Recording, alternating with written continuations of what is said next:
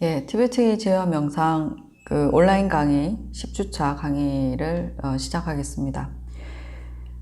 지난 시간에 했던 내용들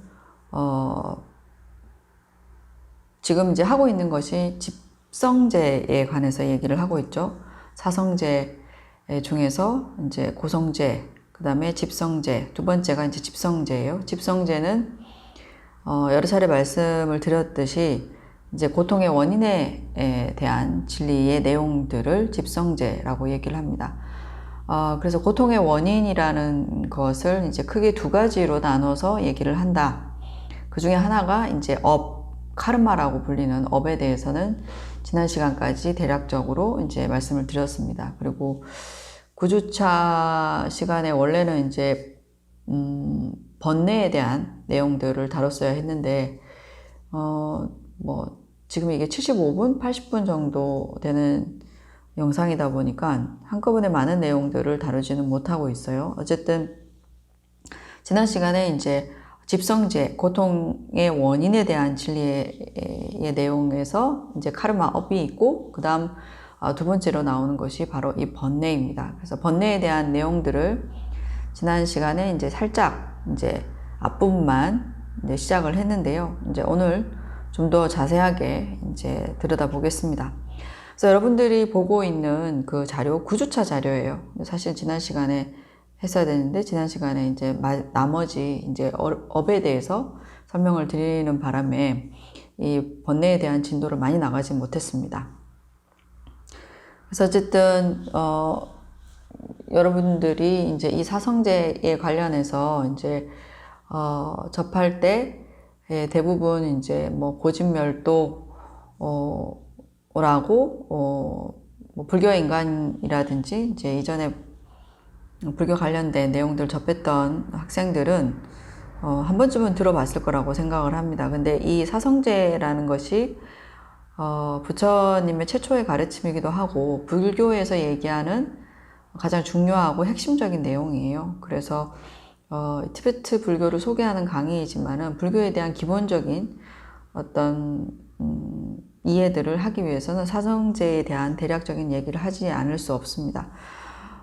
그리고 이 부처님의 어떤 가르침, 이 내용이 우리의 어떤 삶 속에서도 굉장히 밀접한 관계가 있죠. 전에 말씀드린 것처럼 사성제라고 하는 것은 우리가 추구하고자 하는 행복, 그리고 우리가 원치 않는 불행이나 고통들을 없애고 우리가 원하는 행복을 이뤄나가는 하나의 방법과 원리를 설명해 주는 것이 이 사성제라는 말씀을 드렸어요. 그래서 먼저 우리가 처해 있는 어떤 상황들을 명확하게 인식하기 위해서 이제 고통에 대한 진리, 고성제에 대한 말씀을 먼저 하신 것이고, 그 다음에 그러한 고통은, 우리가 원치 않는 고통은 어떻게 해서 오는 것인가 라고 했을 때 그 고통의 원인에 대한 진리를 얘기하는 것이 바로 이 집성제입니다.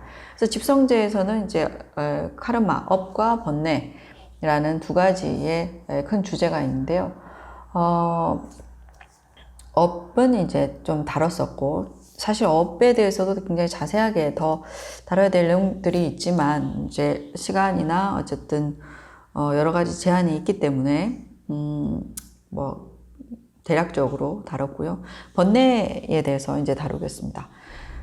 네, 그래서 여러분들이 보시는 자료의 1페이지, 이제 번뇌, 그 다음에 2페이지, 집제라는, 고성제는 뭐예요? 부처님께서 고라는 것을 알아 라는 그런 어떤 내용들이 있었죠. 그래서 집제에서의 명제는 뭐냐면 다시 말해서 고통의 원인을 끊어라 라는 내용이에요. 근데 그러면 이제 고통의 원인이 무엇인지를 알아야 되는데, 이제 이 고통의 원인은 업과 번뇌이다 라는 것이고요. 그 다음에 3페이지 보시면 이게 맨 처음에 집성제, 집제에 대해서 처음 설명할 때 나왔던 도식이기도 해요. 그래서 원인의 영역에 이제 업, 카르마와 번뇌가 있는 것이고, 그리고 결과로는 이제 고통이라는 결과가 이렇게 찾아온다라는 것이죠. 자, 쉽게 얘기를 해서 이제 지금 사실은 이 고통이라는 것이 여러 가지가 있어요. 말하자면 지금 우리가 현 생에서 지금 우리가 살고 있는 이 순간, 이 세계에서 겪게 되는 고통도 있고요. 그 다음에 또 불교에서 얘기하는 다음 생에 겪는 고통도 있고, 그 다음에 또 그 다음 생이 아닌 그 이후에 우리가 알지 못하는 어떠한 생에서 결과로 나타나는 그런 고통들도 있어요. 근데 이제 우리는 이제 살아가면서 우리가 처해 있는 이 상황과 현실과 불교에서 얘기하면 이 현생에서의 고통에 대해서만 관심이 있는 것이죠. 그런데 불교적으로는 고통이라는 것이 결과물이고, 결과물이라고 하는 것은 이제 그 전에 그 결과물을 만들어 지게 된, 결과물이 생기게 된 원인이 있다는 거예요. 근데 원인은 현생에서 원인이 생긴 것이 아니라 전생, 지금 이전의 어떤 우리의 삶이나 생에서 그런 원인들을 우리가 어떻게 해요? 지었다. 이제 카르마라는 이름으로, 업이라는 이름으로 업을 지었기 때문에 그것에 대한 결과로 지금 이 생에서 때로는 행복을 경험하기도 하고 때로는 고통이나 괴로움을 경험하기도 된다라는 거예요. 그랬을 때 그래서 우리가 지금 현재에 경험하고 있는 어떤 모든 형태의 고통이나 괴로움들은 이전에 내가 지었던 그런 카르마의 결과물이다 라는 건데, 그러면 이 업도 카르마도 고통의 원인이 되겠지만은, 그러면 업이라는 것은 왜 행하게 되었는가, 왜 짓게 되었는가 라는 것이죠. 그래서 업을 지은 이유는 뭐냐면 여기에서는 뭐라고요? 번뇌라고 얘기한다는 거예요. 그래서 고통의 직접적인 원인은 카르마이고, 이 카르마의 또 원인은 뭐라고요? 번뇌라고 한다는 것이죠. 그래서 번뇌라고 하는데 4페이지 보시면, 자, 번뇌라는 것은 무엇인가 라고 했을 때 지난 시간에 잠깐 언급을 해드렸지만, 마음의 내면의 평온이 깨어진 혼탁한 마음 상태를 번뇌라고 이름합니다. 그러니까 우리가 쉽게 설명하자면 우리가 가지고 있는 부정적인 마음의 모든 요소를 통칭하여서 뭐라고 한다고요? 번뇌라고 합니다. 그래서 우리가 번뇌라고 하면 일반적으로 이제 미움, 그 다음에 증오, 그 다음 누구에 대한 집착, 이제 사랑도 집착을 동반한 사랑, 이런 것들은 불교에서는 번뇌의 영역으로 다 넣습니다. 사랑을 해서 기쁨이나 즐거움들도 있지만은, 사랑을 누군가에 대한 열렬한 그런 마음들이 대부분 집착이라는 것을, 탐이라는 요소를 동반해요. 그렇기 때문에 우리 마음이 평온하지는 못합니다. 그러니까 그 어떤 사랑의 어떤 감정으로 인해서, 탐을 동반한 사랑의 감정이죠. 그런 것으로 인해서 여러 가지 마음의 괴로운 요소들이 일어난다는 거예요. 그래서 내 마음이 어쨌든 평정을 깨트리는, 평온함을 깨트리는 것은 모두 무엇으로 본다? 마음의 부정적인 요소, 번뇌로 본다는 거예요. 자, 그렇게 했을 때 이 번뇌가 가져다 주는 보편적인 특징을 한번 볼까요? 4페이지 보시면 번뇌의 첫 번째 특징은 뭐냐면 마음의 괴로움을 일으킨다라는 거예요. 이게 가장 큰 특징이에요. 마음의 괴로움을 일으킨다. 자, 그 다음에 두 번째는 뭐냐면 마음의 괴로움을 일으킬 뿐만 아니라 악업을 짓는 원인이 되기도 한다. 그러니까 뭐 여기서 악업이라고 얘기를 했지만은 엄밀하게 따지면 업을 짓는 원인이 됩니다. 그래서 번뇌의 마음으로 때로는 선업을 짓기도 하거든요. 그렇습니다. 그래서 어쨌든 중요한 것은 이제 업을 짓는데 더욱 선업도 지지만은 문제가 되는 것은 악업이죠. 악업은 우리에게 여러 가지 다양한 형태의 고통을 가져다 주기 때문입니다. 자, 그래서 업을 짓는 원인이 되고요. 그 다음에 세 번째는 뭐냐 하면 잠시 잠깐의 마음의 괴로움을 일으킬 뿐만 아니라 윤회를 하게 하는 원인을 제공한다는 거예요. 윤회를 하게 하는 것은 뭐예요?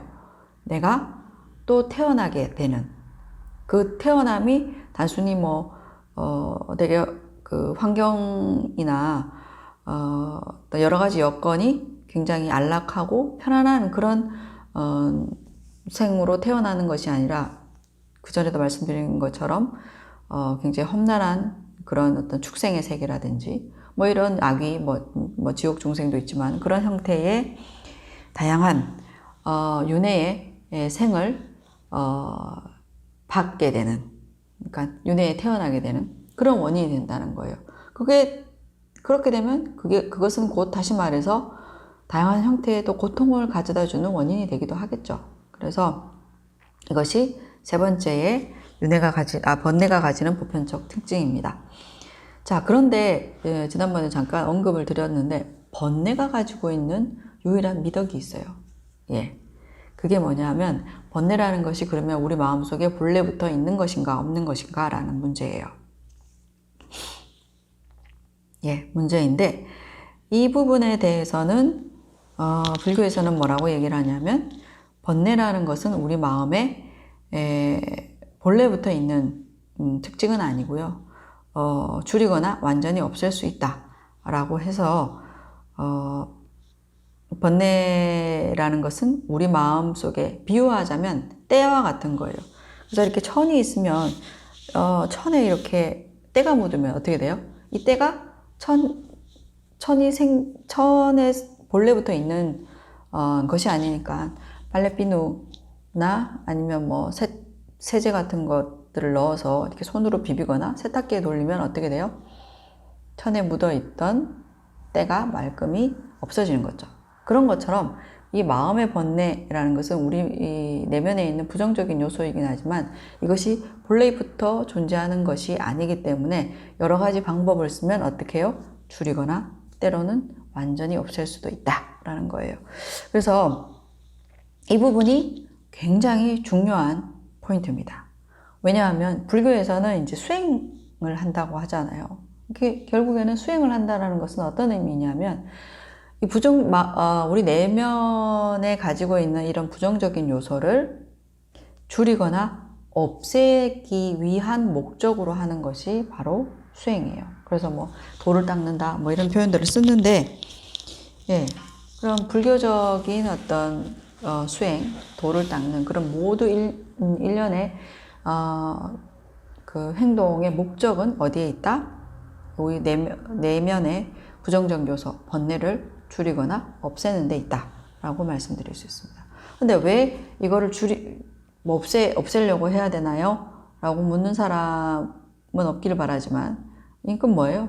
아까 말씀드린 것처럼 번뇌라는 것이 결국은 우리가 원치 않는 고통과 괴로움을 가져다 주기 때문에, 그래서 업을 다스리는 것도 중요하지만 그 행을 안 하는 게 중요하지만 그 행을 하게끔 만드는 가장 근원적인 원인이 뭐였죠? 번뇌죠. 그래서 번뇌를 없애거나 줄이게 되면 그 번뇌로 인해서 저지르는 부정적인 업이 줄어들거나 없을 수 있겠죠. 그러면 이 업이 양산하는 고통과 괴로움도 당연히 사라지겠죠. 그래서 불교에서 가장 중요한 주제가 바로 번뇌입니다. 이 번뇌는 결국에는 우리가 원치 않는 고통을 없애는 것과 그리고 우리가 원하는 행복을 이루기 위해서 가장 직접적인 어떤 관련이 있는 것이 바로 번뇌이기 때문입니다. 그래서 대충은 이제 아셨죠? 뭐 불교에서 스님들이 사람들이 때로는 머리를 깎고 그다음에 이제 이렇게 스님들이 승복을 입고 그렇게 하는 이유는, 이렇게 수행을 하는 이유는 뭐다? 우리 내적인 부정적인 요소인 번뇌를 없애기 위해서다. 그래서 번뇌를 없애면 어떻게 돼요? 고통에서 벗어날 수 있다. 괴로움에서 해방될 수 있다라는 그런 원리들을 가지고 있습니다. 그래서 부처님께서 고성제 다음으로 집성제를 얘기할 때 뭐라고요? 고통의 원인을 끊어라, 없애라 라는 거예요. 끊어라라는 것은 버려라, 없애라는 뜻이에요. 그러니까 즉 다시 말해서 고통을 원치 않는다면 고통의 원인을 없애야 되는 것이죠. 그래서 그 고통의 원인이 뭐다? 업과 번뇌다. 그 중에서 더 근원적인 원인이 뭐라고요? 번뇌라는 겁니다. 그래서 고통에서의 해방, 고통에서 벗어나느냐 못 벗어나느냐의 관건은 번뇌를 없앨 수 있느냐 없느냐에 달려있는 것이겠죠. 당연히 그렇습니다. 원리가 그래요. 자, 그러면 우리가 지피지기 백전백승. 적을 알아야. 그 불교에서는 적이라는 표현을 잘 안 써요. 제가 고등학교 때 지리 선생님이 세계지리, 요즘에는 교과목이 어떻게 되는지 잘 모르겠지만 저희 학교에는, 저희 때는 이제 학력고, 제가 수능 세대는 아니에요. 학력고사라는 걸 쳤는데 저는 그때는 뭐 과목 수가 막 엄청 많아요. 여러 과목들을 이제 치는데 그 중에서 지리 과목이 있어요. 그래서 세계지리 선생님이 수업 시작하기 전에 이제 항상 기도를 하세요. 굉장히 독실한 기독교인이었는데 이분이 어떤 얘기를 하시냐면, 자기 교회에 다니고 있던 정말 착실한 학생이 있었는데, 이 학생이 교인이었고, 그 다음에, 그 학생이 지나갈 때 어떤 그 이웃의 마음씨 좋은 사람이, 이 학생을 태운 거죠. 그 학생, 어디가? 나 마침 같은 쪽 가는 길이니까 내 차 타. 이래서 같이 탔어요. 그래서 이 사람은, 그러니까 이 교회 다니지 않는 사람은 이 교회 다니는 학생이 같은 동네 아이니까 차를 태워준 거예요. 그래 갔는데 교통사고가 났어요. 교통사고가 나서 이 아이가 본의 아니게 다치게 됩니다. 그러면서 이제, 그 선생님이 하시는 얘기는 뭐냐면, 선의로, 이 차를 태워다 준 학생이, 선의로 이 학생을 태워주는 그 동네 사람이 사탄이라는 거예요. 예, 그 고등학교 때 그 얘기를 하면서, 예, 우리가 항상 이렇게 우리 도처에는 사탄들이 존재하기 때문에 그런 사탄들을 조심해야 된다. 뭐 이런 얘기를 하시면서 기도를 시작하고 또 이어서 이제 수업을 하셨던 그런 기억이 나요. 그래서 그 선생님의 요지는 나를 뭔가 공경이나 불행한 일에 빠뜨리게 하는 그런 존재는 사탄이다. 이렇게 이제 규정하신 거죠. 그래서 이 사람이 아무리 어떤 선의로 이 학생을 차를 태워줬다 하더라도 그런 것은 아랑곳하지 않고 단순히 교통사고가 났다는 이유만으로 이제 그 상대방을 이제 사탄으로 그렇게 규정을 하셨던, 매도하셨던 기억이 나요. 근데 이제 거꾸로 뒤집어 보면 이 사람의 시선에서 보면 그 학생을 태우지 않고 그냥 빨리 자기 길을 갔으면 시간적으로 또 그렇게 사고가 나지 않았을 수도 있고, 그러니까 그런 것 어떤 관점에서 보느냐에 따라서 다양하게 누군가를 원망할 수도 있는 것이고 그런 것이죠. 그래서 그것에 대해서 이렇다 저렇다라고 말할 수가 없는 거예요. 그러니까 불교의 입장에서 보면 그런 어떤 사고나 이런 것은 그 사람의 선의 때문에 생긴 게 아니고 두 사람이 뭔가 그것을 같이 겪어야 될 전생의 인연과 어떤 그런 카르마의 힘에 의해서 그것이 자연스럽게 발생한 것이지, 그것이 아무 이유 없이 혹은 누군가의 잘못으로 그런 어떤 상황이나 사건이 일어난 것은 아니죠. 그래서 내가 연루되어 있다면 그 상황이나 그 상황이 무엇이든 간에 나에게 어떤 형태로든지 전생에 나의 행동과 관련이 있다는 거예요. 전생에 내가 한 행동과 어떤 형태로든 연관성이 있다는 겁니다. 그래서 어쨌든 이 얘기를 왜 하게 됐는지 잠깐 그랬는데, 중요한 것은 이제 그러한 그 상황에 있어서 누군가 어떤 형태에 있어서 그런 것들을 한마디로, 그러니까 일률적으로 이렇다라고 얘기하기가 굉장히 어렵다는 것이죠. 그래서 중요한 것은 그런 여기서 이제 가장 중요한 번뇌에 관련돼서 이렇게 좀 보면, 제가 얘기하려고 했었던 거는 그런 것 같아요. 그런 특정 종교에서 그러니까 부정적인 요소를 규정 지을 때 자신과 관련된 것은 무조건 이제 정당하고 올바르고, 그 다음에 자신이 아닌 다른 예를 들어서 다른 종교나 그 이외의 것들에 대해서는 정당하지 않고 옳지 않다라는 그런 어떤 치우친 시각, 이런 것들은 좀 문제가 되지 않는가라고 얘기를 하고 싶었던 것 같아요. 제가 지금 이 얘기를 꺼낸 게. 그래서 어쨌든 번뇌와 관련해서 이제 말씀을 드리자면, 번뇌라고 하는 것은 완전히 줄이거나 없앨 수 있다라고 하는데, 다른 그 종교에서는 이러한 번뇌들에 대해서 그렇게까지는 다루지 않습니다. 그리고 좀 전에 말씀드린 것처럼 어떤 상황이 발생했을 때 그것은 그 전에 내가 한 어떤 행위와 관련해서 나의 카르마의 힘으로 결과로서 일어나는 것이지, 나와 무관하게 누군가의 어떤 잘못으로 일어나는 그런 일은 없는 것이죠.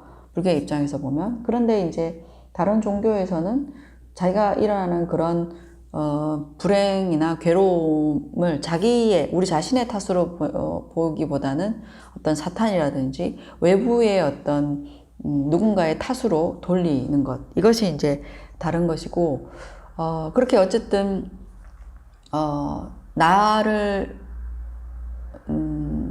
불행하게 만들거나 아니면 괴롭게 만드는 그런 요소들을 우리는 일반적으로 이제 적이라고 하지 않을까 싶어요. 그러니까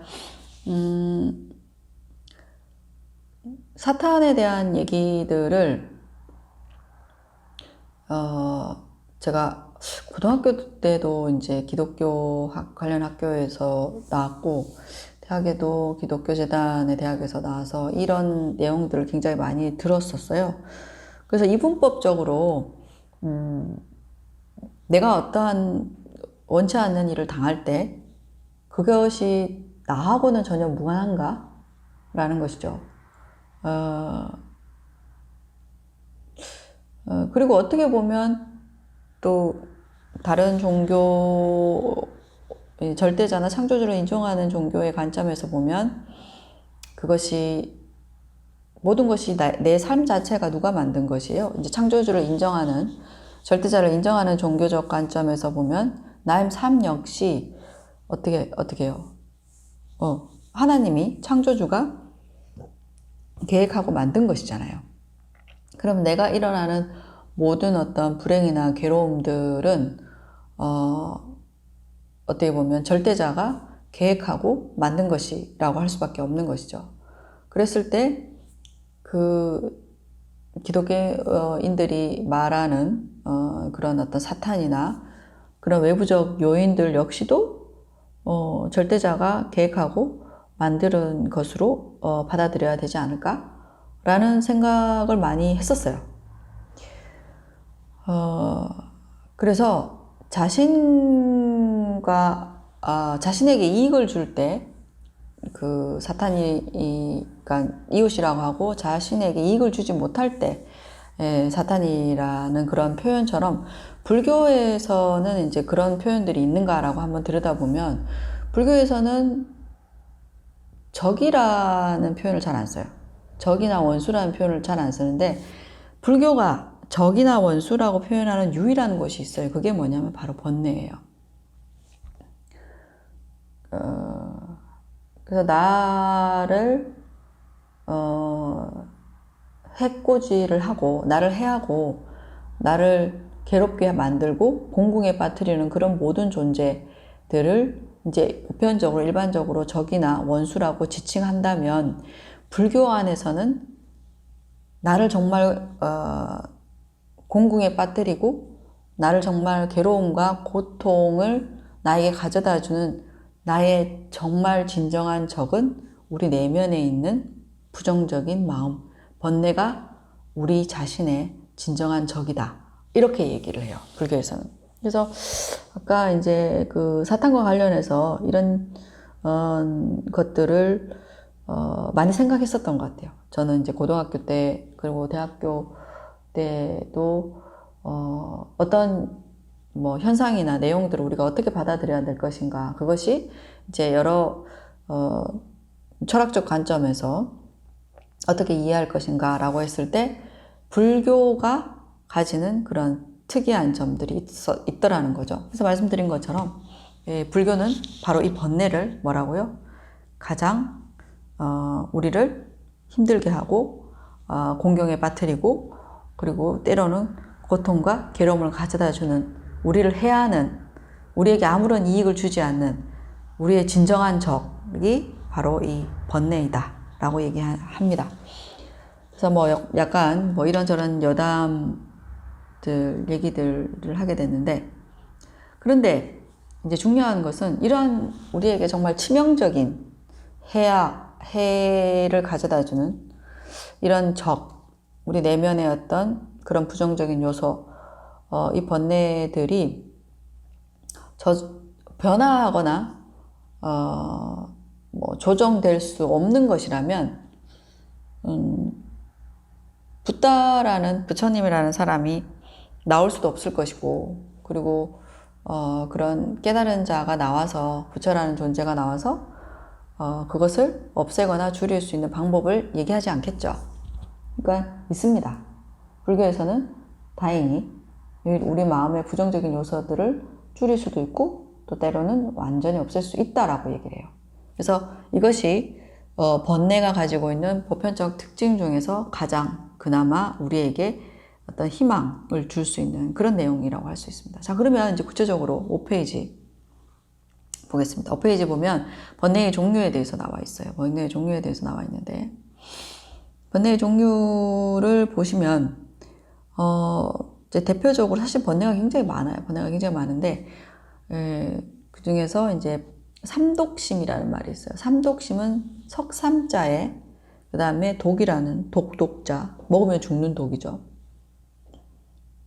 먹으면 죽거나 이제 병을 유발하는 게 독이잖아요. 그래서 세 가지 독과 같은 마음이라고 해서 삼독심이라고 부릅니다. 그것이 뭐라고요? 탐진치입니다. 자, 탐은 뭐냐 하면 탐내어 집착하는 마음이에요. 이게 첫 번째고요. 그 다음에 진은 미워하고 싫어하는 마음이에요. 그리고 치는 어리석은 마음이에요. 그래서 이것을 탐진치라고 얘기합니다. 자, 그래서 지금 옆에 이렇게 5페이지에 보시면 뭐 나무가 이렇게 이제 그려져 있고, 탐진이라는 큰 어떤 열매라고 그래야 되나? 덩이가 있고, 그 밑에 뿌리에 해당되는 게 뭐라고요? 치예요. 치는 어리석음이에요. 자, 어리석음을 바탕으로 해서 뭐가 나온다? 탐이 나오고, 어리석음을 바탕으로 해서 진이라는 마음이 나옵니다. 그래서 일단은 이제 이 삼독심이 이제 불교에서 얘기하는 우리의 마음의 부정적인 요소 중에서 가장 대표 주자예요.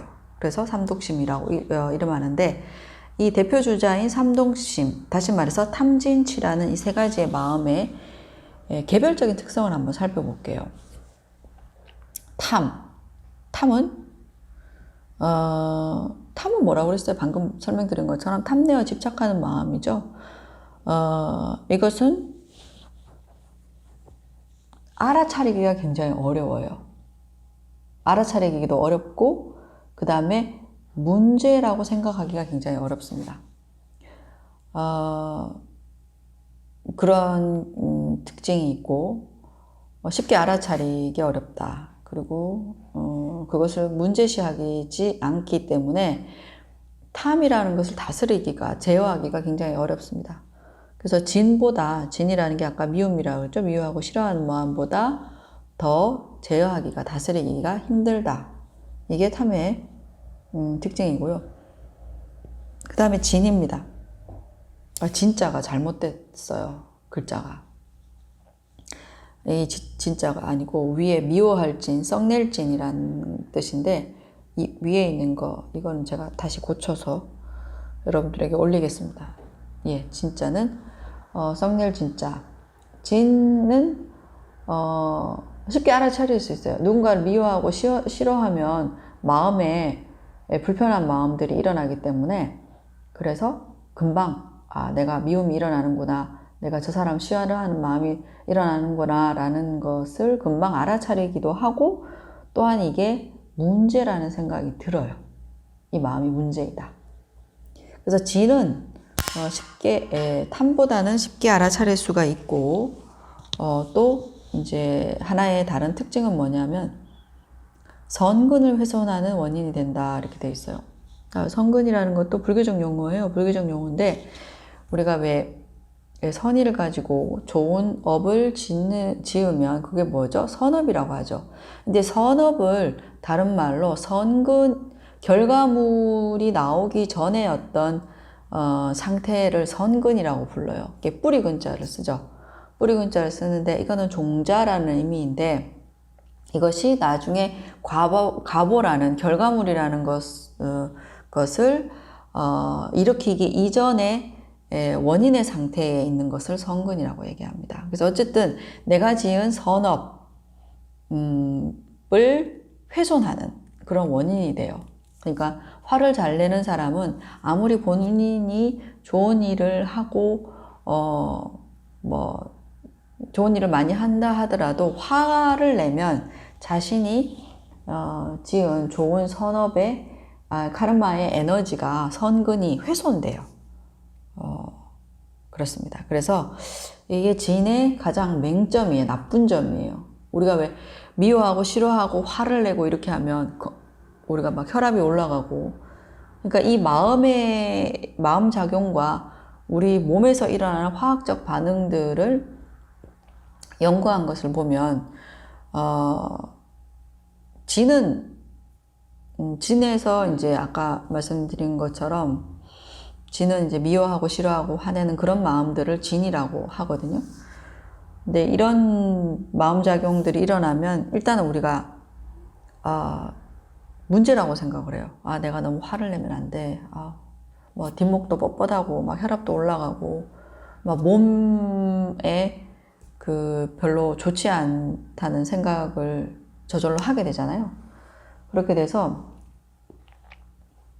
이 진의는 쉽게 알아차리기도 하고 일단 몸에서부터 반응이 오기 때문에 쉽게 알아차리기도 하고, 또한 그것이 반복적으로 일어날 때 내가 문제라고 생각을 해서 대부분의 사람들은 미움이나 화내는 마음들이 있으면 그것을 문제로 보고 마음을 다스리려고 노력한다라는 거예요. 네. 그런데 이에 비해 탐은 어떻다고요? 쉽게 알아차리기가 어려워요. 누군가를 사람뿐만 아니라 물건이든지 사람이든지 간에 그것을 탐하여서 집착하고 좋아하는 마음이 있으면 그게 나한테 뭔가 좀 미세한 어떤 기쁨을 가져다 주기 때문에 그것을 문제라고 알아차리기가 굉장히 어렵죠. 문제라고 알아차리지 않으면 어떻게 돼요? 그것을 다스리려고 하지 않겠죠. 탐심을 다스리려고 하는 사람들은 일반적으로 잘 없어요. 예. 탐은 삶의 원동력 혹은 탐은 우리에게 반드시 필요한 것이라고 일반 세상에서는 가리키기 때문에 무언가를 이제 추구하는 것, 그 추구가 순수한 어떤 선의의 추구도 있을 수 있겠죠. 물론 그렇지만 대부분은 나의 이익, 내가 하고자 하는 것을 목적 이루고 성취하고, 물론 성취하는 가운데에서 내가 누리고자 하는 행복이 있지만 그 행복감이라고 하는 것은 너무 허망해요, 사실은. 근데 결국에는 내가 추구하고자 하는 것을 들여다보면 내가 어떤 것을 원하는지 자세히 들여다보면 거기에는 다 이 탐심이라는 것이 작용한다는 것이죠. 자, 그리고 이제 세 번째, 치는 어리석음이라고 말씀드렸습니다. 어리석은 마음인데 이 어리석음이라고 하는 것은 모든 번뇌의 근원이 되는 것이죠. 자, 이렇게 해서 이제 삼독심에 대해서 이제 한번 살펴봤어요. 삼독심은 탐진치 이제 세 가지고, 탐진치 세 가지의 개별적인 특징도 우리가 살펴봤습니다. 자, 그 다음 장 볼게요. 자, 삼독심이 가장 이제 대표주자, 이제 불교에서 얘기하는 가장 큰 카테고리예요. 삼독심이라는 게. 근데 이제 이게 어떤 근본적이고 대표적인 그런 번뇌이고, 그 다음에 불교에서는 두 번째 삼독심 말고 두 번째로 어떤 내용을 지금 다루고 있냐면 6페이지 보시면 수번내. 수번째는 따를 숫자. 예. 따를 숫자인데 그러니까 주된 큰 번뇌들이 있고 그 번뇌에 따라서 일어나는 가지 지말 번뇌를 수번뇌라고 얘기를 합니다. 예. 그래서 지금 여기에 수번뇌들은 사실은 종류가 굉장히 많아요. 수번뇌가 굉장히 종류가 많은데 그 중에서 이제 대표적인 것들을 이렇게 10가지, 그 다음에 10가지, 20가지를 이제 갖고 왔습니다. 갖고 왔는데 하나하나 살펴볼게요. 자, 용어가 다 한자예요. 이게 불교는 한국에 이제 불교가 이제 들어온 게 3, 4세기부터 불교가 들어왔거든요. 그때는 우리 말은 있었지만 글은 없잖아요. 여러분 잘 알다시피 우리가 쓰는 한글은 불과 5, 600년 밖에 되지 않았어요. 그 이전에 이두문자라는 것도 물론 있었지만 실질적으로 공식적으로 우리의 글이 없었기 때문에 그때는 전부 다 한자를 썼죠. 한문을 썼죠. 그래서 3, 4세기에 전해진 이 불교와 관련된 모든 기록과 경전들은 한문 한자로 되어 있습니다. 그래서 여러분들한테 좀 어렵게 느껴지겠지만 불교 용어가 대부분 한자예요. 자, 그래서 뭐 한문 공부가 본의 아니게 뭐 되고 있을 수도 있겠는데 어쨌든 이 수번뇌는 뭐다? 큰 번뇌. 앞서 얘기했듯이 삼독심, 탐진치와 관련해서 일어나는 가지, 파생되는 번뇌라는 거죠. 파생된 형태예요. 한번 볼까요? 예. 그래서 지금 6페이지에 나와 있는 소수번뇌 심소라고 해서 10가지가 나와 있는데 소수번뇌 심소, 그 다음에 중수, 대수 번뇌라고 해서 이것을 따로따로 이렇게 해놨는데 굳이 여기까지는 아실 필요는 없지만 그러니까 제가 얘기하는 것은 소수 번뇌 심소가 몇 개가 있고 중수 번뇌 심소가 이거는 불교학과나 이제 불교 전공자들이 알면 되는 것이고 일단은 여기서 수번뇌라는 것을 여러분들에게 그러니까 탐진치로 인해서 파생되는 우리의 마음 속에 다양한 형태의 부정적인 요소, 마음의 그런 부정적인 마음들을 여러분들에게 소개하기 위해서 얘기를 하는 거예요. 그래서 자, 먼저 보시면 분이라는 게 있습니다. 분은 어떤 걸까요? 분은 분노를 의미합니다. 그래서 이것은 화냄이죠. 그래서 화냄은 어디서 나왔을까요? 진에서 주로 나오겠죠. 진. 진이 뭐예요? 예, 미움이나 싫어하는 마음이 진이라고 얘기했어요. 그래서 미워하고 싫어하는 마음으로 인해서 거기서 파생되어서 나오는 게 뭐라고요? 분노, 증오 이런 것을 뭐라고 얘기하냐? 분이라니. 그래서 분노 문자예요. 이거는 분. 그런데 과연 분노가 진에서만 나올까요? 그러니까 미워하고 싫어하는 마음에서만 분노라는 것이 화라는 것이 파생될까요? 그렇지 않습니다. 탐에 의해서도 파생됩니다. 여러분들 생각해 보세요. 여러분들이 굉장히 탐하고 집착하는 대상이 있어요. 그 대상이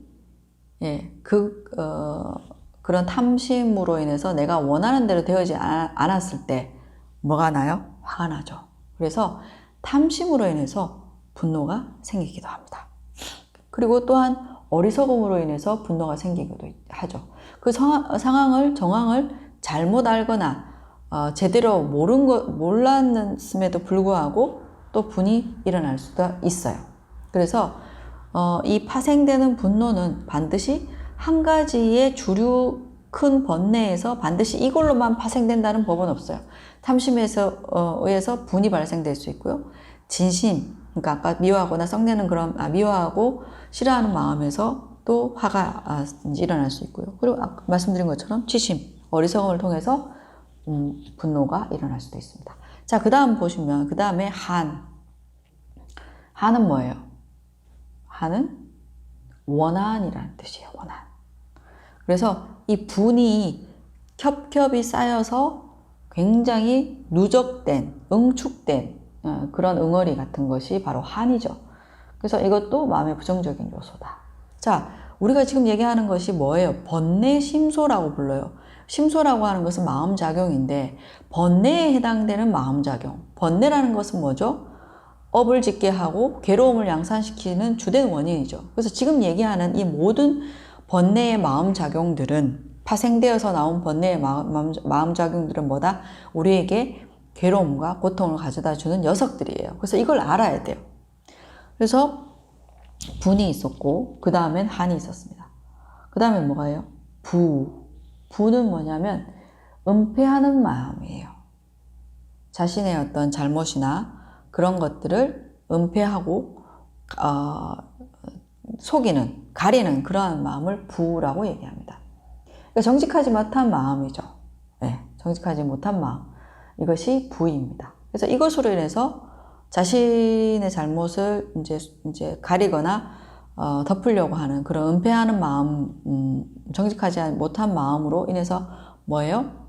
여러 가지 업을 짓게죠. 뭐 거짓말도 하고, 망언이라고 하죠. 거짓말도 하고, 그 다음에 기어 쓸데없는 말도 할 것이고, 뭐 이런 식으로 다양한 부정적인 어떤 업을 짓게 되고, 또 그로 인해서 뭐를 받는다요?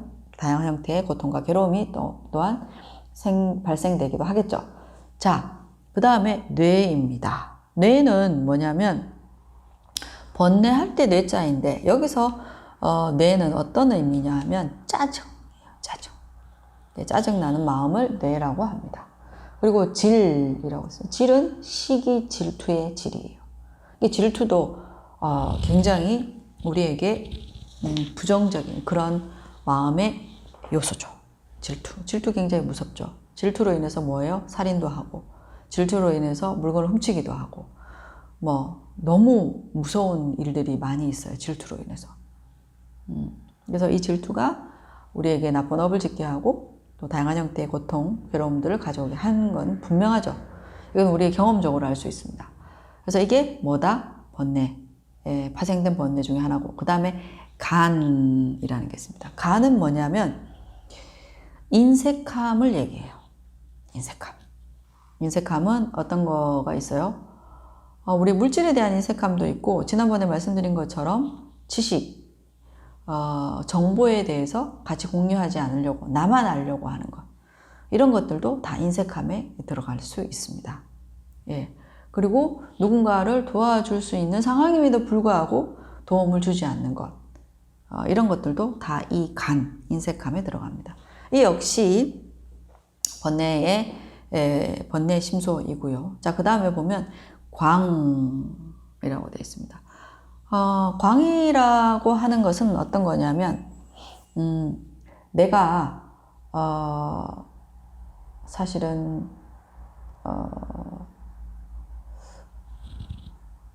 재벌, 3세가 아니에요. 근데 내가 어떤 사람들에게, 사실 내가 재벌 3세인데, 아버지한테 독립해서 나와서, 지금 제가 얘기하는 이 내용들은 뉴스에서 본 것 같아요. 뭐 아버지한테 독립해서 나와서 내가 이런저런 사업을 하는데 이제 나를 좀 도와주시오라고 어떤 물질적인 그런 금전적인 이익을 보기 위해서 자기에게 없는 사실을 과장해서 그 남을 속이는 그런 마음들을 광이라고 얘기해요. 그렇고요. 그 다음에 첨도 좀 유사한데, 광첨이라는 게 유사한데, 첨은 뭐냐면 자신이 사실은 굉장히 나쁜 사람이에요. 근데 착한 사람인 척하는 거. 그러니까 그리고 그런 것들도 여기에 이제 해당되는 거죠. 그래서 하나는 이 광과 첨의 차이는 어떤 것이냐면 자신에게 없는 것을 있다고 해서 남을 기만하는 마음이고요. 그 다음에 또 하나는 자신의 죄를 이제 은폐하고 자신이 굉장히 좋은 사람, 사람이고 좋은 덕이 있는 것처럼 이제 날조하는 것이죠. 그런 형태로 남을 기만하는, 속이려고 하는 것, 이러한 것들을 첨이라고 얘기해요. 그래서 광첨은 이제 근본적으로 좀 비슷해요. 내용이 조금 다르긴 한데, 그렇게 해서 금전적 이익을 보기 위해서 남을 속이려고 하는 마음의 형태다라고 보시면 됩니다. 그래서 뭐 이런 류들은 굉장히 많죠. 그 옛날에 어떤 TV 그것이 알고 싶다? 이런 걸 제가 한참 열심히 봤었는데, 거기에서도 어떤 여인이, 여성분이, 사실은 굉장히 본인이 이제 사이코패스에 가까울 정도로 악랄하고 이런 사람인데, 막 이렇게 그 어떤 남성분을 꼬드겨서 결혼을 하고 그 남성분을 죽여서 살해해서 이제 금전적 이익을 보려고 해서 결국에는 돈을 엄청나게 탔다가 그게 이제 나중에 발각되는 그런 내용들이 나오잖아요. 엄여인인가? 뭐 하여튼 그랬었던 것 같아요. 그런 것들도 이 첨에 해당되는 것이죠. 그래서 자신의 죄를 은폐하고 좋은 사람인 척, 인양하면서 금전적 이익을 위해서 하는 그러한 남을 기만하는 형태, 마음 형태가 바로 첨입니다. 그 다음 해는 뭐냐면 남을 해하려는 마음이에요. 이거는 굉장히 쉽죠. 그 다음에 교는 뭐냐면 교만한 마음. 교만한 마음도 쉽게 이해할 수 있을 거라고 생각합니다. 자, 그렇게 해서 이 10가지가 있고요. 자, 그 다음 뒷페이지, 7페이지 보시면 무참무계라는 게 있어요. 무참이라고 하는 것은 부끄러움이 없는 것, 부끄러움을 모르는 것이고요. 그 다음에 무계라고 하는 것은 이거 역시도 수치심이 없는 건데 조금 달라요. 아까 광첨하고 조금 뭐 유사하다 그래야 되나? 유사하다는 게 이 두 개가 비슷하면서 미묘하게 다른 그런 점이 이제 유사하다는 것이고, 무참은 뭐냐면 남들이 보면 우리가 부끄러운 거 있잖아요. 그런 것들을 참이라 그래요. 그래서 일반적인 수치심이나 부끄러움이 없는 것을 무참이라고 하고요. 무계라고 하는 것은 남들과 관계없이 내 자신 스스로에게 부끄러운 것, 즉 다시 말해서 양심. 그래서 여기서는 괴는 우리가 도저히 내가 양심에 찔려서, 양심에 꺼려져서 못하겠다, 뭐 이런 얘기를 하잖아요. 그런 것처럼 그런 거를 아는 사람은 괴, 유괴이고, 그런 것들이 없는 상태를 양심이 없음, 뻔뻔함, 이런 사람을, 이러한 마음을 무괴라고 합니다. 그래서 일반적인 수치심이나 부끄러움이 없는 것을 무참이라 하고, 그 다음에 무괴라고 하는 것은 뻔뻔함, 양심 없는 것, 그런 것을 무괴라고 얘기합니다. 저는 개인적으로 이 번뇌, 다양한 형태의 지금 파생된 번뇌가 있잖아요. 번뇌 중에서 제가 가장, 대부분 이런 것들은 우리 마음속에 다 있는 거죠. 우리 마음속에 분노도 있고 한도 있고 뭐 자신의 잘못을 이렇게 뭐 좀 은폐하려고 하는 그런 은큼한 마음도 있고, 또 뭐 짜증도 있고 질투심도 있고 인색함도 있고 뭐 해하려는 마음도 있고 교만함도 다 있겠지만, 광첨은 이제 잘 없죠. 있는 사람도 있겠지만, 근데 우리 안에서도 이런 번뇌의 모습들도 당연히 볼 수 있고, 타인을 통해서도 번뇌의 다양한 모습들을 볼 수 있을 텐데, 타인들이 가지고 있는 모습들 중에서 가장 무서운 사람은 저는 무참무계라고 생각해요. 이거는 참 다스리기가 어려워요. 이거 불교적 관점에서 보면 어떤 번뇌든지 모두 다스릴 수 있다 라고 하는데, 무참무계의 성격을 가지고 있는, 수치심과 부끄러움을 모르고 양심이 없는 마음을 가지고 있는 것은 참 다스리기가 어렵다. 개가천선되기가 되게 어렵다 라는 생각이 있어요. 제 개인적인 경험이지만, 일상에 제일 무서운 사람은 양심이 없고 수치심이 없고 뻔뻔한 사람인 것 같아요. 네. 여러분들도 나중에 뭐 제가 얘기하는 얘기를 알아들을 날이 올지 어떨지는 잘 모르겠지만 그렇습니다. 자, 그 다음에 보면 또 8가지 대수 번뇌심소라고 되어 있어요. 대수 번뇌심소는 도거라고 되어 있어요. 도거는 뭐냐면 내가 집착하는 대상, 내가 좋아하는 대상에 대해서 들뜨는 상태, 흥분된 상태, 마음이 산란한 상태를 도거라고 얘기합니다. 보통 지금 이제 대수번뇌심소 같은 경우에는 우리 마음속에도 일반적으로 다 있고요. 크게 항상 매일 일어나는 그런 것들인데 이 8가지 같은 경우에는 이제 수행하는 사람들, 불교에서 이제 한 곳에 마음을 집중해서 공부를 하는 사람, 수행하는 사람들, 정진하는 사람들한테 굉장히 다스려야 되는 그런 이제 마음의 양상이라고 보시면 돼요. 그래서 고요하게 뭔가를 집중해야 되는데 자신이 좋아하는 것들을 탁 떠올리면 마음이 이렇게 격양되는, 여러분도 생각하시면 여러분들이 좋아하는 그게 뭐 사람이 됐건 아니면 좋아하는 음식이 됐건 그러면 그쪽으로 마음이 온통 뺏겨서 이렇게 들뜬 상태가 되잖아요. 그것을 뭐라고 한다? 도거라고 합니다. 이거는 굉장히 문제를 일으켜요. 그렇겠죠. 당연히 마음이 들떠서 산란되어 있는 상태이기 때문에 이로 인해서 이제 정신이 팔림으로 인해서 여러 가지 문제점들을 엎드려 짓겠죠. 자, 그 다음에 보면 혼침이에요. 혼침은 뭐냐면 마음이 이렇게 깔아앉아 있는 무거운 상태를 혼침이라고 얘기해요. 이거 역시도 무언가를 정확하게 판단하고 그 다음에 집중하는 데에서 방해가 되는 그런 요소라고 할 수가 있습니다. 자, 그 다음에 이제 불신. 불신이라는 것은 믿지 않는 거예요. 누군가를 의심하고 그런, 여기서 불신이라는 것 자체가 단순하게 그냥 믿지 않는 것을 의미하는 것이 아니라 이렇게 마음에 의구심과 의심으로 가득 차서 누군가를 믿지 못하는 그런 어떤 상태를 의미하는 것이죠. 예, 그렇습니다. 그 다음에 해태는 게으름이에요. 게으름. 게으름도 굉장히 많은 문제점들을 낳잖아요. 이거는 여러분들도 누구나 경험을 가지고 있는 것이고 저도 굉장히 우리 모두가 경험하고 있는 것이죠. 이 게으름을 해태라고 얘기해요. 해태. 불교적 용어는. 이 해태심이 있으면 일을 제대로 하지도 못하고 그 다음에 일을 완성하거나 성취하거나 완수하지 못하게 되죠. 그래서 특히나 불교에서 얘기하는 좋은 선업을 짓는데 이 해태심이 있는 것을 굉장히 큰 문제점으로 봅니다. 그래서 이 해태도 뭐라고요? 마음의 부정적인 요소다라고 합니다. 자, 그 다음에 제일 요즘에 문제가 되는 것이죠. 방일.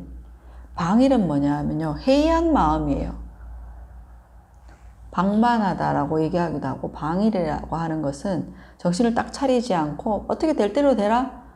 그러니까 요즘에 뭐 코로나 관련해서 내가 어떤 것에 대해서 그렇게 내가 이렇게 하는 것이 굳이 문제가 될까? 라고 이렇게 해이한 어떤 상태, 그런 마음들이 뭐라고요? 방일이라고 불러요. 이 방일은 불교의 수행자들한테는 굉장히 치명적인 거예요. 방일하게 되면 무수한 실수와 가오를 저지르게 됩니다. 네, 그러니까 우리 말하자면 나쁜 업을 쌓게 되는 거죠. 본의 아니게. 그래서 이것도 굉장히 문제예요. 그래서 불교의 수행자들은 방일하지 않는 것이, 그러니까 우리가 해이한 마음으로 인해서 저지르는 과오나 실수를 적어도 하지 않아야 되기 때문에, 그래서 이번에 이제 코로나와 관련해가지고 이런 분들을 우리가 많이 보죠. 이런 방일한 마음. 그리고 아까처럼 어떻게 해요? 자신의 죄를 자신의 어떤 것들을 숨기고 감추려고 하는 그런 거, 그걸 뭐라고요? 부라고 했어요. 예, 이걸 덮을 부자를 쓰거든요. 부. 그런 마음. 자, 그 다음에 신념이라고 되어 있습니다. 신념은 염자는 기억하다라는 뜻이고요. 실은 일을 실자예요.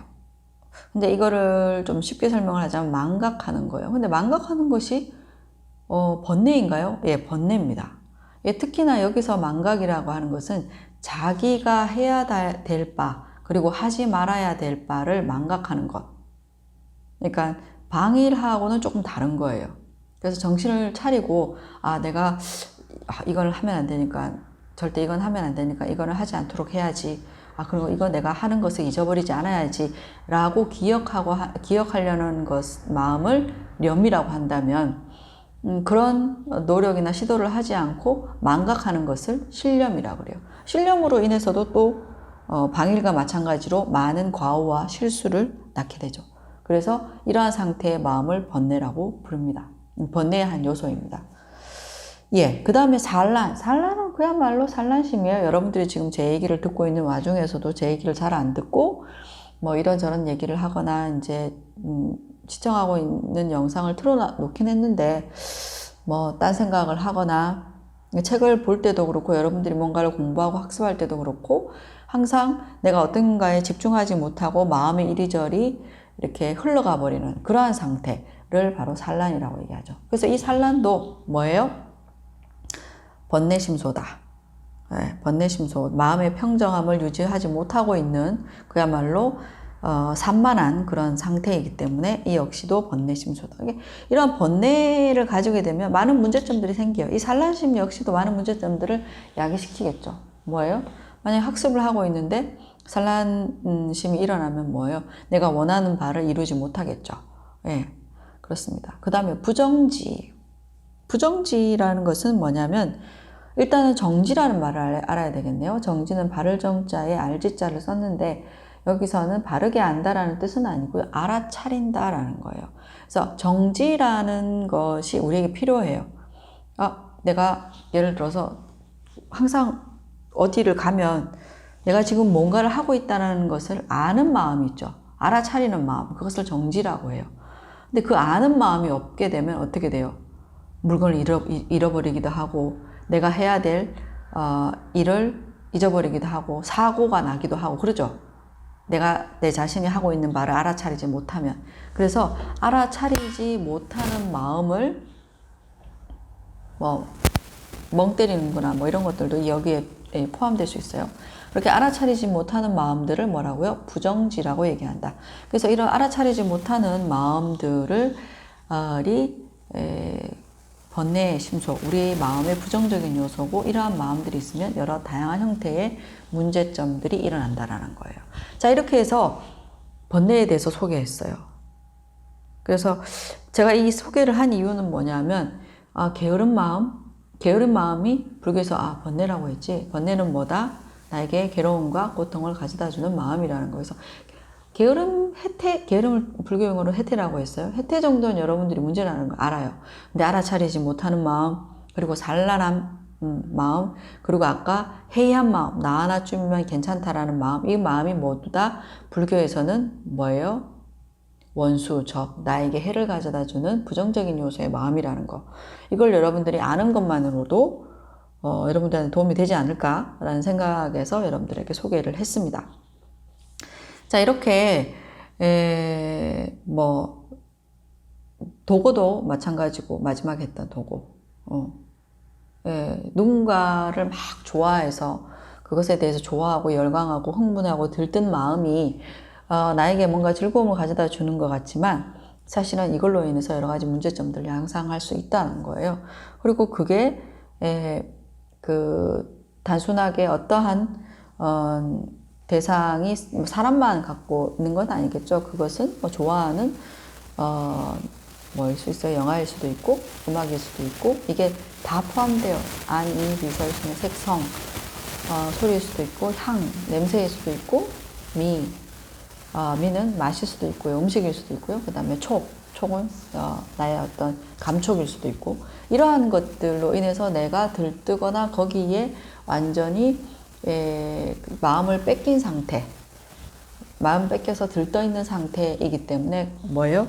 나의 정상적인 어떤 평정의 마음에서는 벗어나 있겠죠. 그렇기 때문에 항상 이러한 마음들은 우리에게 문제점들을 가져다 줄 수 있다라는 거예요.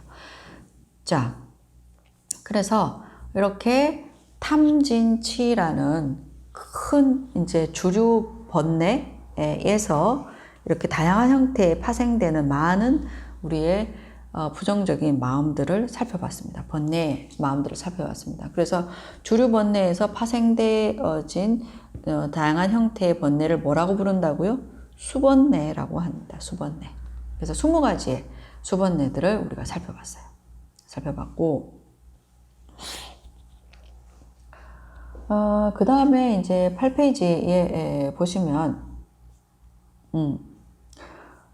안수정등의 비유라고 있는데, 이게 불교의 절에 가보시면, 절의 대웅전이라고 그러잖아요. 법당. 이제 안에 뭐 부처님이나 관세음보살이나 이런 불교의, 그런 뭐 뛰어난 존재들, 성자들, 성현들의 모습을, 부처님이나 보살의 모습을 이렇게 상으로 모셔놓은 곳이 있잖아요. 그것을 법당이라고 얘기를 하죠. 그 법당에 이렇게 밖에 보면 벽화들이 있잖아요. 벽화들이 있으면 벽화들을 이렇게 관심 있게 여러분들이 살펴보시면 그 벽화들에는 다 이야기가 있어요. 근데 그 중에서 이제 우리의 삶을, 인생을 가장 잘 나타내주는 그런 벽화가 있는데요. 그 벽화가 지금 8페이지에 있는 그 벽화입니다. 그래서 이 벽화의 얘기를 우리 삶을 잘 드러내주고 있기 때문에 그래서 여러분들에게 좀 소개할까 합니다. 안수정등이라고 하는 것은 이제 언덕에 있는 나무, 그 다음에 우물과 등나무가 있는 것을 얘기를 하죠. 예. 인간의 삶을 비유적으로 표현했다. 지금 여기 보시면 뭐가 있어요?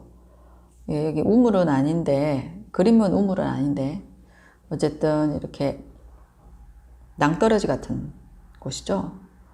그 곳에 어떤 사람이 매달려 있네요. 매달려 있는데 등나무 밧줄처럼 생기는 보이는데 그게 등나무 줄기 같은 것을 이렇게 붙잡고 있어요. 붙잡고 있는데 여기에 이제 그 나그네 붙잡고 있는 사람은 우리 중생, 우리 자신을 가리키고요.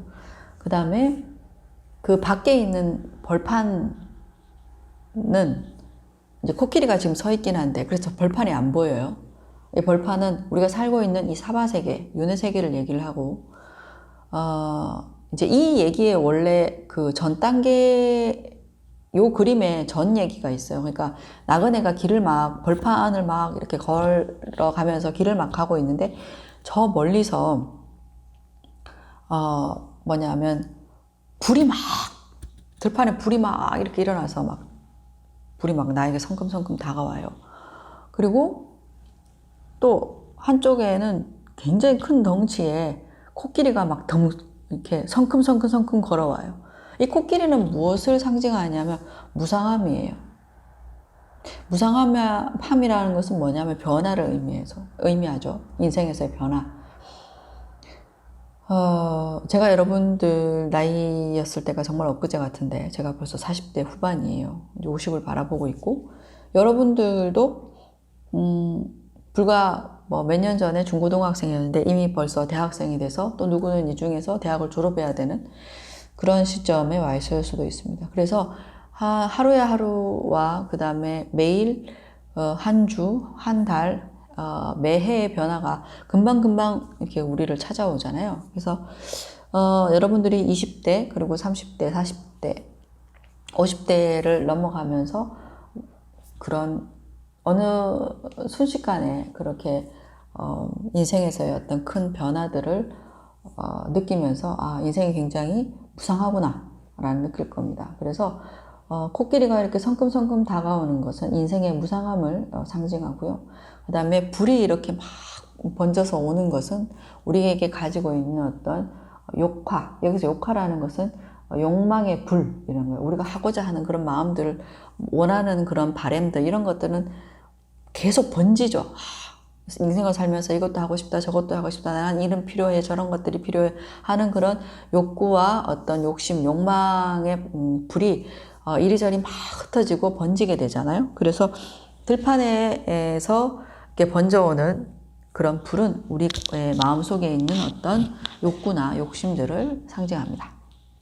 자, 그렇게 해서 번져오는 욕심, 욕구에 의해서 그리고 이제 인생의 어떤 무상함에 쫓겨서 어디에 오죠? 등나무 코끼리와 불을 피해서 등나무 줄기를 붙잡게 돼요.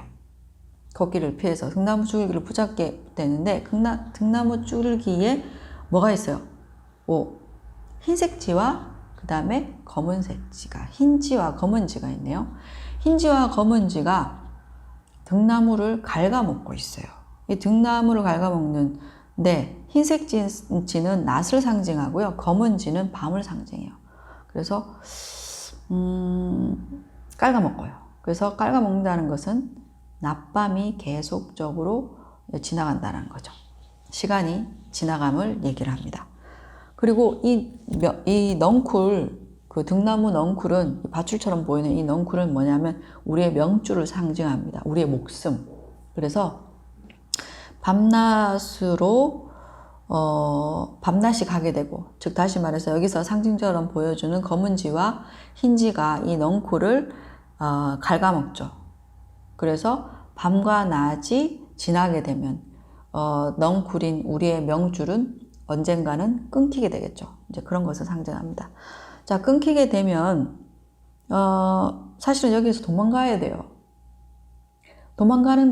가야 되는데 이 사람이 도망가지 않고 있어요. 왜? 거기에서 꿀이 이렇게 벌집이 있고 벌집 밑에서 꿀이 이렇게 똑똑똑 떨어져요. 꿀이 떨어져요. 꿀이 떨어지니까 꿀이 되게 달콤하잖아요. 그 달콤한 꿀의 맛에 취해서 사실은 흰지와 검은지가 갉아먹어서 내가 쥐고 있는 이 넝쿨이 곧 끊어질지 모르는데도 불구하고 꿀의 달콤함에 취해서 있습니다. 그래서 여기서 꿀이 상징하는 것은 오용락을 얘기해요. 오용락은 뭐냐면 색성향 미촉, 이제 어떤 형상, 그 다음에 소리, 그 다음에 향, 그 다음에 맛, 그 다음에 촉각이 주는 즐거움, 거기서 비롯된 즐거움을 우리는 이 삶에서 느끼잖아요. 여러분들이 음식을 통해서도 즐거움을 느끼고, 그 다음에 감촉을 통해서 즐거움은 뭐가 있어요? 몸이 주는 육체를 통해서 느끼는 그런 즐거움과 쾌락을 모두 촉이라고 얘기를 합니다. 그것은 뭐 다양하게 있는 거고요. 그 다음에 향, 요즘에는 뭐 아로마 테라피 같은 것도 하고 그러던데, 어쨌든 향이 우리에게 주는 기쁨이 있고요. 즐거움이 있고, 그 다음에 음악, 소리가 주는 기쁨과 즐거움이 당연히 있고, 그 다음에 보는 것으로 인해서, 그러니까 형상을 통해서 우리에게 주는 즐거움과 그 다음에 기쁨이 있습니다. 어쨌든 이러한 5가지의 색성향 미촉에서 비롯된 그런 쾌락과 즐거움에 도취되어서 우리는 정신이 팔려서 우리의 명줄이 언제 끊길지, 언제 죽을지도 모르지만 그냥 거기에 도취되어서 살아가는 그러한 나그네일 뿐이죠. 자, 그런데 그 밑에 명줄이 끊기면 어디에 빠져요? 4마리의 독사들이 보이네요. 독사들은 뭐냐면 4대를 얘기를 합니다. 4대는 우리를 지탱하고 있는 요소예요. 지수, 하풍. 그래서 우리의 몸이라고 하는 것은 거친 어떤 물질로 이루어져 있는데, 그것을 구성하고 있는 미세 요소들은 이제 불교에서는 4대 요소라고 얘기합니다. 그러니까 지대, 수대, 화대, 풍대라고 해서 이러한 어떤 요소로 이루어져 있는데, 그래서 이러한 것들이 이제 무너지게 되는 것이죠. 그러면 이제 죽음에 이르게 되고, 괴로움, 또 다른 어떤 괴로움의 시작이 또한 이어진다고 할 수가 있습니다. 어쨌든 이 안수정 등의 비유가 불교에서 인간의 어떤 삶을, 나그네 중생들의 어떤 삶을 보여주는 그런 좋은 비유이기 때문에 여러분들에게 소개를 했고요. 자, 이렇게 해서 집성제에 나오는 그런 2번째 주제가 번뇌이고, 번뇌는 일반적으로 번뇌라는 것이 어떠한 종류들이 있는지, 그리고 번뇌가 가지고 있는 특성, 그리고 주류번뇌, 근본번뇌, 주류번뇌에서 파생돼서 나오는 그런 수번내들에 대해서 또한 여러분들에게 소개를 했습니다. 그런데 여기 집성제에서 이제 가장 핵심이 되는 번뇌는 뭘까요? 라는 거예요. 핵심이 되는 번뇌는 뭘까? 핵심이 되는 번뇌는 다음에 9페이지에 넘어가 보겠습니다. 9페이지에 넘어가면 핵심이 되는 번뇌를 소개를 하고 있는데, 아까 우리 탐진치 배웠죠? 네, 탐진치 배웠는데, 탐진치 할 때 치가 뭐였어요? 모든 번뇌의 근본이라고 했어요. 페이지 다시 한번 볼까요? 5페이지 보세요. 번뇌의 개별적인 특성이라고 해서 치는 어리석음이라고 하는 것은 모든 번뇌의 근본이다 라고 얘기했어요. 자, 그래서 번뇌 중에서 가장 근원적인 것이 뭐라고요? 치, 어리석음이다 라는 거예요. 지금까지는 제가 이제 번뇌에 대해서 일반적인 소개를 했어요. 여러분들이 번뇌가 뭔지를 모르는 상태에서 번뇌의 핵심적인 내용을 다룰 수는 없기 때문에 번뇌에 대해서 이제 설명을 드렸고, 그 다음에 9페이지에 보시면 고통의 원인이 되는 거, 그게 두 번째 주제가 번뇌인데, 그 다양한 번뇌 중에서 가장 핵심이 되는 직제의 내용이 되는, 직제의 핵심적 내용이 되는 번뇌는 무엇인가 하면 그것은 바로 무명이라고 얘기를 합니다. 그래서 아까 얘기했던 치심 있잖아요. 치심은 어리석음이에요. 그래서 어리석음이 여러 가지가 있어요. 여러 가지가 있는데, 그 여러 가지 어리석음 중에서 가장 핵심이 되는 어리석음, 치심은 뭐냐 하면 무명이에요. 무명이고, 이 무명은 지금 설명드린 집제, 고통의 원인으로서의 번뇌 중에 뿌리 중에 뿌리에 해당되는 겁니다. 그래서 이게 번뇌에서 반드시 알아야 되는 내용들이, 핵심 내용이 바로 이 무명이에요. 무명이 왜 핵심 내용일까? 라고 하면, 보세요. 고성제가 뭐 고고도 있고, 괴로움의 괴로움이라고 해서 육체적 괴로움이 고고였잖아요. 고성제. 고고도 있었고, 그리고 우리가 착각하고 있는, 행복이라고 착각하고 있는, 진정한 행복이라고 착각하고 있는 윤회생에서 경험하게 되는 모든 요소들, 그것이 불교에서는 뭐라고요? 괴고라고 부른다고 그랬죠. 그래서 이런 모든 괴로움과 고통, 불행, 우리가 원치 않는 이런 모든 것들을 가져다주는 근원적인 고통은 뭐라고 했어요? 행고라고 얘기했어요. 그죠? 그래서 고성제의 핵심은 행고예요. 고성제의 핵심은 행고인데, 이 행고를 다른 말로 뭐라고 해요? 윤회에서 태어남이죠. 윤회에서 생을 받음, 이것이 행고의 내용이에요. 그래서 윤회에서의 생이 라는 것은 무엇이 원인이 돼요? 업과 번뇌가 원인이 되겠죠. 업과 번뇌. 그래서 업과 번뇌가 이 행고의 원인이 돼야 돼요. 행고의 원인이 되는데, 행고를 가져다 준, 다시 말해서 윤회의 생을 받게끔 하는 업은 뭐예요? 여러 가지 제가 업을 설명했지만 핵심적인 내용은 뭐였어요? 윤회의 세계로 이끌게 하는 10가지의 불선업과 반대되는 10가지의 뭐라고요? 선업. 이것이 뭐죠? 윤회의 생을 받게 하는 업이에요. 그러면 이 윤회의 생을 받게 하는 이 업의 원인이 되는 번뇌, 윤회하게 되는 가장 근본적인 번뇌, 그것이 뭐겠어요? 집성제에서 얘기하는 번뇌의 핵심이겠죠. 그게 지금 말씀드린 것처럼 그게 뭐냐 하면 바로 무명이에요. 무명이라는 게 뭐예요? 무명? 아까 조금 전에 설명드린 것처럼 어리석음이라는 치심의 한 종류이고, 치심이라는 게 모든 어떤 번뇌의 근원에 해당되는데, 그 근원 중에서도 어리석음이라는 게 굉장히 종류가 많아요, 여러분. 예를 들어서 어리석음은 어떤 게, 어리석음은 단순히 어떤 사실에 대해서 모르는 것도 있고요. 그렇지 않아요? 그리고 어떤 사실에 대해서 잘못 아는 것도 있겠죠. 그래서 단순한 무지도 있고, 그 다음에 그것을 잘못 아는 것도 있겠죠. 그래서 여러 가지의 이제 어리석음들이 그래서 뭐 진리에 대해서 모르는 것, 이런 것들도 어리석음일 수 있고, 그 다음에 불교에서 얘기하는 리얼리티, 그러니까 실상이나 있는 그대로의 것들을 인식하지 못하는, 모르는 것들도 있을 수 있고요. 그 다음에 여러분들이 예를 들어서 어떤 특정한 것에 나는 뭐 영어를 몰라, 영어에 대한 무지, 이런 것들도 어리석음일 수도 있고요. 어리석음이라는 것은 종류가 굉장히 많습니다.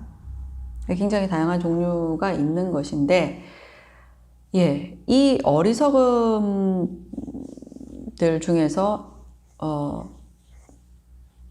여기서 이제 핵심적으로 얘기하는 것이 무명인데, 무명이라는 글자를 한번 볼게요. 9페이지 보시면 12연기 가운데 첫 번째가 무명이다 라고 되어 있는데, 12연기는 여러분들한테는 설명을 따로 하지는 않겠는데, 실질적으로 어떤 한 존재가, 중생이 윤회에 그러니까 생을 받게 되는 과정을 설명한 것이 12연기예요. 12연기 되는데, 12연기의 그 과정, 윤회 속에 들어가게 되는, 윤회 속에 태어나게 되는 그런 과정 중에서 첫 번째 나오는 부분이 바로 이 무명이에요. 무명인데, 이 무명으로 인해서 그 다음에 업을 짓고 뭐 이렇게 무명, 행식 뭐 이렇게 해서 진행이 되는데, 결국에서 이 무명이라는 것이 윤회 세계로 이끄는 가장 근본 원인이 되는 무명이에요. 자, 그래서 일단은 그러면 무명이라는 것에 대해서 한번 보겠습니다. 근데 또 무명이라는 게 윤회의 세계로 이끄는 무명이 있고, 또 일반적인 의미에서의 또 무명이라는 게 따로 있어요. 근데 뭐 사전적인 의미로 봐서는 무명이라는 게 어떤 게 있냐면, 어리석음, 아까 제가 말씀드린 것처럼 미혹, 무엇에 홀려서 정신을 차리지 못하는 것. 여기도 오타가 있네요. 제가 올린 자료 중에서 가끔 오타가 있어요. 그래서 여러분들이 오타를 보고 저한테 피드백 해주는 학생들도 있었는데, 지금 여기서처럼 정신이 홀려, 이건 제가 나중에 하여튼 이건 제가 고쳐서 올리겠습니다. 어쨌든 정신을 차리지 못하고 헤매는 거, 우치, 무지, 사리에 밟지 못하는 거, 단순하게 어떤 것에 대해서 알지 못하는 거, 무지함, 뭐 미혹한 거, 어리석은 거, 무명, 이런 것이 거의 동의어예요. 비슷한 내용의 의미죠. 그래서 무명이라는 말 자체는 이제 한자지만 없을 무자, 없다. 명은 밝다, 밝을 명자예요. 그래서 밝음이 없다라는 거예요. 밝음이 없다는 게 무명이라는 뜻인데, 그래서 어리석은, 미혹, 우치, 무지, 이런 것과 비슷한 개념으로 쓰인다. 자, 어쨌든 그렇고, 지금 이제 얘기하는, 방금 좀 말씀드린 것처럼, 그래서 이 무명이라는 것은 단순하게 진리에 대해서 모르는 것, 무명도 있을 수 있고요. 그 다음에 인가에 대해서 모르는, 불교 안에서는 이 무명을 크게 두 가지로 얘기를 가장 많이 해요. 반드시 무명이라는 것이 이 두 가지에만 국한되는 것은 아니나, 이제 가장 이제 중요하게 보고 이제 다루어지는 것이 두 가지다. 하나는 뭐냐면 인과에 대한 무명. 인과에 대한 무명은 뭐예요? 대부분 사람들이 가지고 있는 것이죠. 여기서 말하는 인과라는 것은 불교의 업에 대한 인과예요. 인과라는 것이 원인과 조건에 의해서 결과물이 발생된다라는 것이 인과론인데, 이 인과론에 대해서는 일부 사람들은 다 알고 있죠. 여러분들도 인과에 대해서 알고 있어요. 지금 옛날에 제가 설명드린 것처럼 사람들이 어떤 행동을 할 때 이러한 행동을 하게 되면 나중에 이러한 결과물이 올 것이라는 것을 알고, 그러니까 인과의 원인과 조건에 의해서 결과물이 발생된다는 전후관계, 인과관계에 대해서 어느 정도 인지하기 때문에 어떤 행동이나 액션을 취하는 것이잖아요. 그래서 보통 이제 대부분은 이 인과에 대해서 알아요. 근데 지금 여기서 말하는 인과는 그런 것이 아니죠. 어떤 것이죠? 내가 어떠한 심리적 요인, 마음, 씀에 따라서, 동기에 따라서 어떤 행동을 했을 때 그 동기에 따른 그 행동이 나에게 나중에 부메랑으로 나에게 결과로서 다가온다. 그것을 받게 된다라는 그것이 바로 뭐라고요? 업의 인과예요. 그래서 이런 업의 인과에 대해서 목매한, 어리석은 그러한 무명이 있을 수 있고요. 그 다음에 또 두 번째는 뭐냐면 진리에 목매한 거. 진리에 목매한 것은 지금 이제 설명을 드린 것처럼 사성제, 그러니까 어떤 뭐 종교적 진리가 대표적인 것이겠죠. 그래서 종교적인 진리도 있을 수 있고 또 현상계에서 진실로 여겨지는 어떤 것들에 대해서 우리가 모를 수도 있습니다. 그래서 어쨌든 지금 여기서 불교적인 테두리 내에서 진리에 목매한 무명이라고 했을 때 진리의 어두운 무명을 두 가지로 이제 두 가지 예를 들면 지금까지 제가 설명했던 이런 사성제에 대한 내용들은 뭐예요? 배우지 않으면 우리가 여기에 대해서 어리석을 수밖에 없겠죠. 예, 그래서 사성제에 대해서 모르거나 어리석은 그런 무명이 있을 수 있고요. 자, 그 다음에 옆에 보면 무아라고 되어 있습니다. 무아는 무슨 말이지? 여러분들 무아지경이라는 말 들어보셨어요? 무아지경? 무아지경은 뭐예요?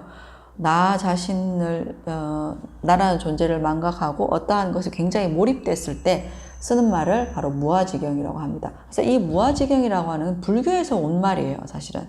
우리가 뭐 야단법석이다, 지금 방금 설명드린 것처럼 그 무아지경이다, 그 다음에 아비규환이다, 뭐 이런 용어들이 다 불교에서 온 용어들입니다. 그래서 어쨌든 여러분들이 한 번은 무아지경이라는 말을 들어봤을 거예요. 그래서 불교에서는 이 무아사상이라는 것이 있어요. 무아라는 것은 진리예요.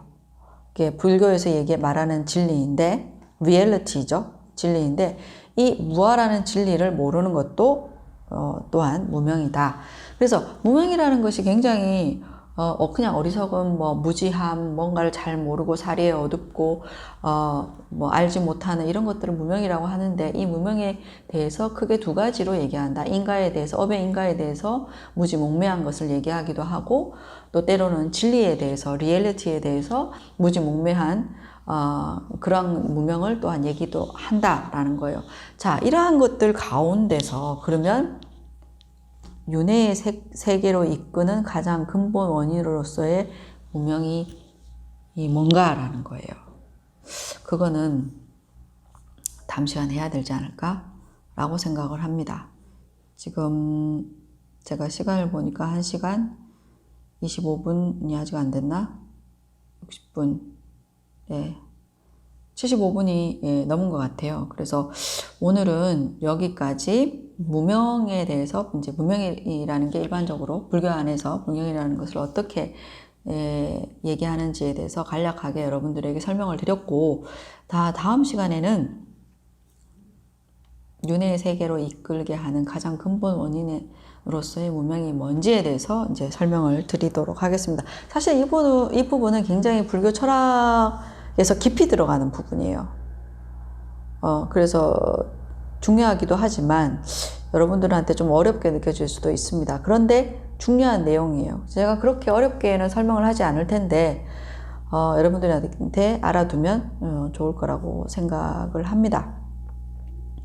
자, 그래서 다음 시간에는 이제 집성제 안에서 번뇌, 그 번뇌 가운데서도 가장 근본 중에 근본, 윤회를 하게끔 만드는 근본 원인으로서의 번뇌인 무명에 대해서 설명을 드리면 아마 집성제에 대한 내용들은 모두 끝이 날 것 같습니다. 그래서 오늘 수업 여기까지 하고요. 시험이 아니라 퀴즈 치고 그 다음에 퀴즈를 또 제대로 안 치는 친구들이 아직까지 몇 친구가 있긴 한데 네. 어쨌든 퀴즈에 지금은 조금 대부분이 이제 잘 적응을 해서 응시를 하고 있는 것 같습니다. 그래서 지금처럼 이렇게 퀴즈를 해 주시고요. 그 다음에 기말 고사는 아마 사실 우리가 배운 게 그렇게 많지는 않잖아요. 지금 10주 정도 이긴 한데 그 기존에 제가 해왔던 수업 양에 비하면 이것을 다 해도 한 3분의 1, 2분의 1은 안 될 것 같아요. 반 정도도 안 될 것 같아요. 그래서 어쨌든 시간이 75분이라는 시간과 퀴즈를 같이 병행해서 많은 내용들을 진도를 나가진 못하고 있기 때문에 기말고사 한 번으로 시험을 치는 것이 적절하다고 생각을 했습니다. 어쨌든 이후에 또 시험 관련된 내용들은 이후 또 시간에 또 여건이 되면 또 이제 안내를 하도록 하겠습니다. 예, 수업 오늘 여기까지 하겠습니다.